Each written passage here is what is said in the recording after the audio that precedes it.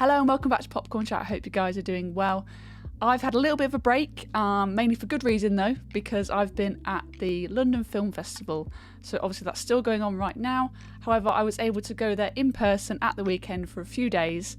So expect that sort of content on the channel for the next sort of few videos, talking about the films that I was able to see during the film festival. In this video, I'm going to be talking about Edgar Wright's Last Night in Soho, which I was able to see at the festival. This is a film that I've been anticipating coming out this year, and I was really excited to see it at the festival. And I think everyone really enjoys Edgar Wright's work, so I was excited for this one, and I think there was brilliant actors sort of set up in this, so I was really looking forward to seeing this in the cinema. So what's Last Night in Soho about?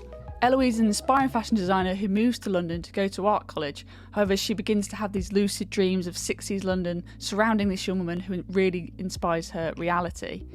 However, things begin to take a turn as the dreams start to feel a little too real. So let's get into some of the positives of this film. One of the first points has to be that I saw this in London. I saw this in Leicester Square, and it was a perfect place to watch this film because there's so many references to sort of UK and London specifically.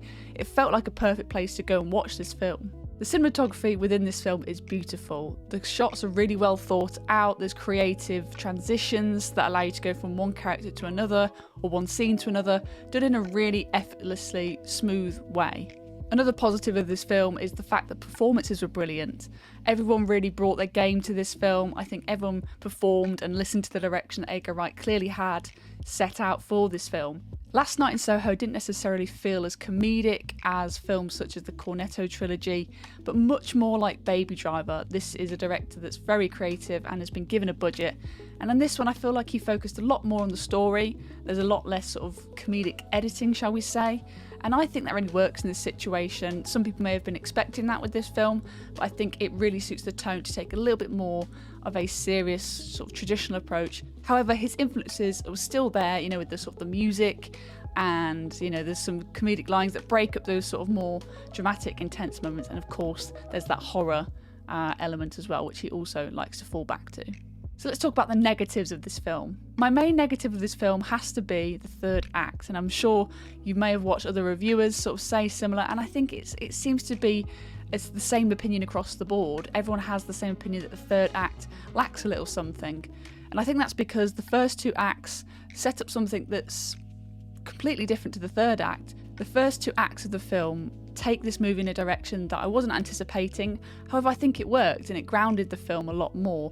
The third act falls into those horror tropes and it doesn't really connect with the first two acts. It sort of undoes what the film was trying to set up. And that is a real shame because I think what Edgar Wright was trying to do here had a really strong message. But I think it was let down by the third act. Maybe it was rushed. Maybe he was told by, you know, other creatives to sort of change it. However, I just don't think it worked for what he was trying to set up with these characters in the beginning of the film.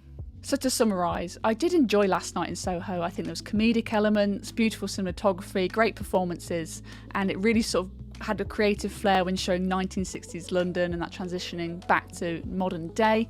The third act is this film's main downfall, and it's a shame because it sets up so much within those first two acts, brilliant performances and excellent cinematography. However, it just lets it down in terms of story and character development. If you're looking for a fun, creative, 60s-filled soundtrack, then this is going to be the film for you. I will say that this isn't one of my favourite Edgar Wright films within his filmography so far. However, I still had a fun time and I would definitely watch this again. So I'm giving Last Night in Soho 3.5 stars out of 5. Well, I hope you guys enjoyed my review of Last Night in Soho.